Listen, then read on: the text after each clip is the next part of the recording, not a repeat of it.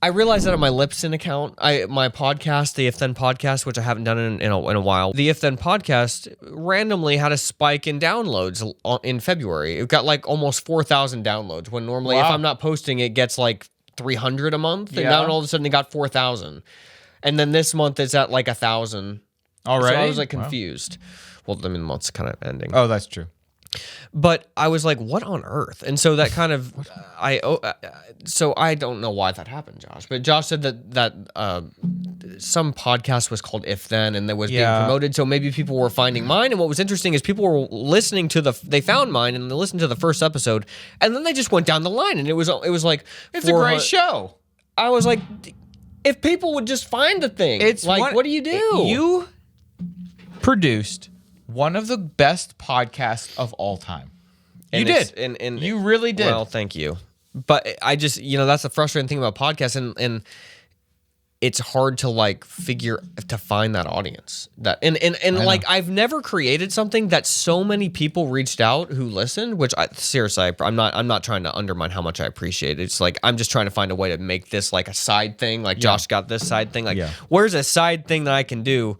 That took way, way, way too much time. Right. Especially now with having a child. Like that is like so isolating and so much mental everything. Yeah. I have to come up with something that I am very passionate and love doing. And then I can maybe make some money from that. And then if I want to do come up with a podcast episode and release it every once in a while, then that's great, because like I had some experiences, just like we were talking about with the comedy situation. You got to have some experiences in your life again, so you build can them up. Yeah. So I don't know. Anyway, so they kind of what gave me hope is that not the downloads, but what gave me hope was that I went on to my If Then podcast email. Hadn't been on there in so long, but I found an email from a kid who was like, dude, I love your podcast. This was from like last year. Yeah. Sometime. He's like, I love your podcast. Listen to every episode. I've been a fan of yours for a while. And I just wanted to let you know that you helped me get off pornography.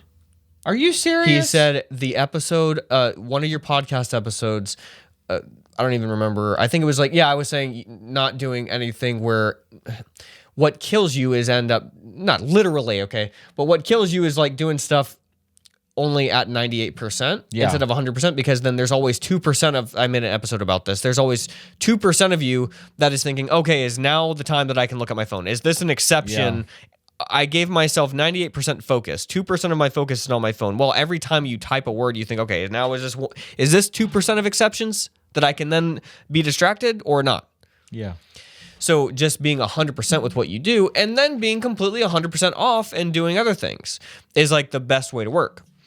He said that really inspired him, but also the Messages episode that we got so much flack for, where I said, if you are watching pornography, you want to be watching it. You have to. The only way to stop watching it is if you truly have said, I am done watching this. Yeah.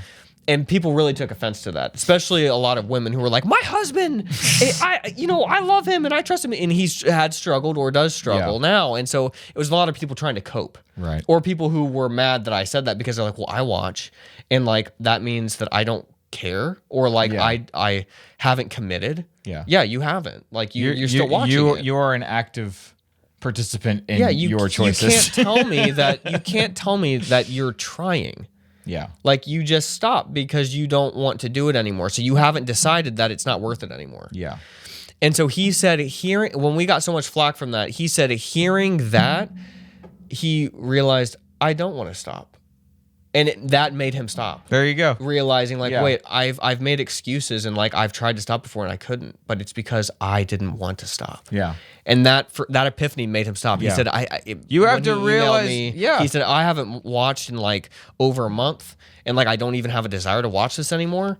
And I was like, wow, dude, like what the heck? So that gave me hope. Dude, you're doing good work, man. Good job. Bites on Messages. Okay, look, we saved one kid from pornography.